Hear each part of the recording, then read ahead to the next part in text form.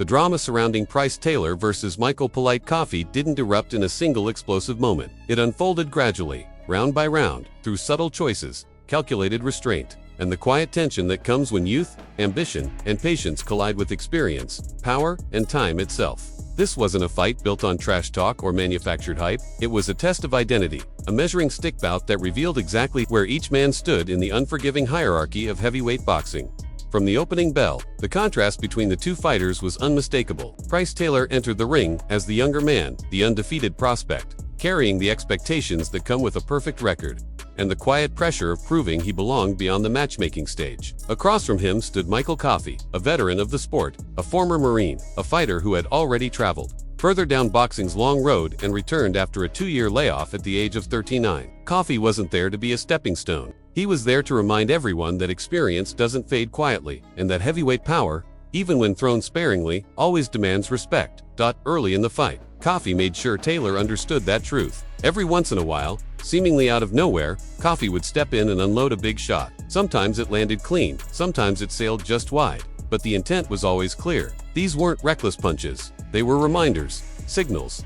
Even when Taylor slipped them or absorbed them without visible damage, he had to acknowledge their presence. He had to stay alert. One perfectly timed right hand from Coffie, a couple of rounds and landed flush. The kind of shot that would have folded a lesser fighter. Taylor took it, steadied himself, and even added a touch of drama afterward. A subtle performance meant to show resilience. But inside the ring, that moment mattered. It confirmed that Coffie's power was real, and it confirmed that Taylor's chin would be tested before the night was over. What defined Taylor's performance from the very beginning was his refusal to fight at Coffie's pace. He wasn't there to match strength with strength, or to trade power shots just to prove a point. Instead, Taylor operated with restraint, conserving energy, choosing moments rather than chasing them.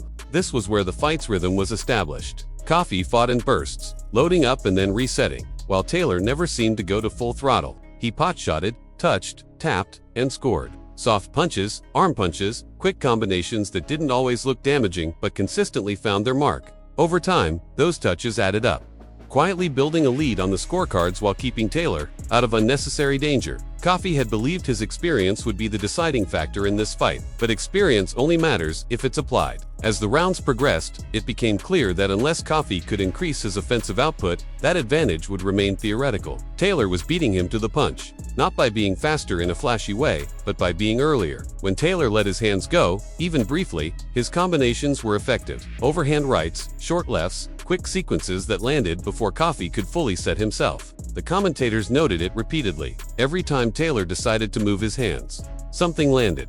Physically, Coffie looked like the bigger, possibly stronger man. On paper, that should have been his leverage point. The blueprint seemed obvious. Apply pressure, come forward with hands high, dig to the body, push Taylor back, make him uncomfortable. But the execution never fully materialized. Coffie's offense came in isolated moments rather than sustained pressure, and each time he paused, Taylor reclaimed control, resetting the pace and banking another small but significant advantage. By the time the 6th round wound down, Taylor had put together a quietly impressive body of work. He wasn't dominating in a way that made highlight reels, but he was winning rounds, cleanly, efficiently. At 29 years old, with a growing resume, this was the kind of performance that spoke to maturity. As the seconds ticked away in that round, it was evident that Taylor understood the long game. This was scheduled for 8 rounds, and he was pacing himself like someone who intended to be there at the end, with plenty left in reserve. Round 7 carried a different kind of intrigue. Both fighters had been deep into fights before. Taylor had gone 8 rounds in his previous outing against Robert Sims. Coffie had gone 10 rounds in a loss to Jonathan Rice.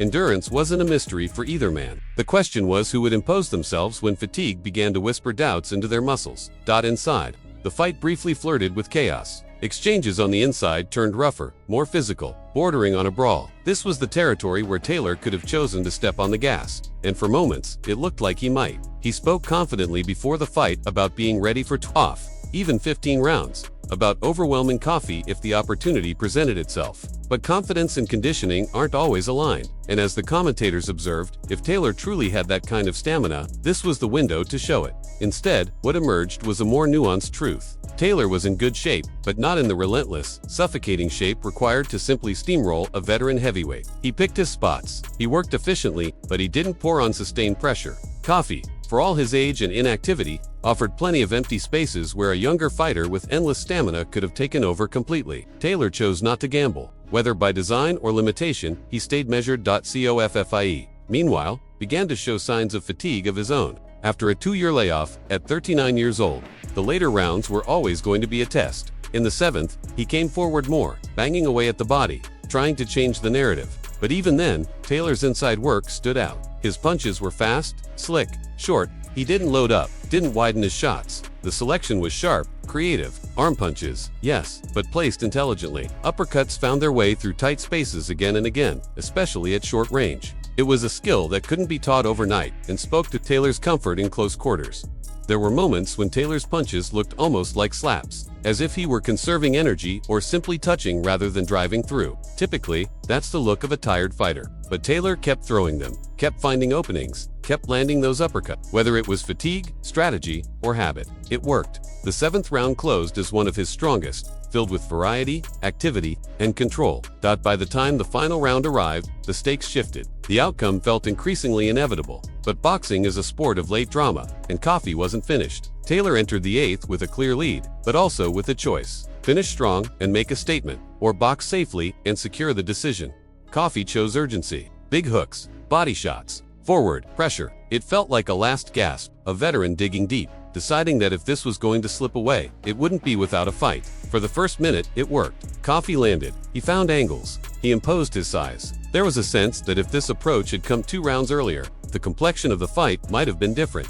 But urgency carries a cost. Coffie was winded, his breathing heavier, his movements just a fraction slower. He stabbed with the jab, went to the body, tried to set up the right hand, searching for something that could change everything in one moment. Taylor weathered it. He slipped, countered, and slowly reasserted his rhythm. Uppercuts continued to thread the needle, snapping Coffie's head back just enough to remind him that the younger man was still sharp. As the round settled, the fight returned to a measured pace. Taylor boxed. Coffie pursued. It raised a familiar question that follows many prospects through fights like this. How important is it to finish strong? Is it enough to simply win, or does a fighter need to leave an impression? Taylor seemed to answer with practice. Against a big, strong opponent, still throwing with intent, there was no need to take unnecessary risks. Winning the round, in the fight, was enough.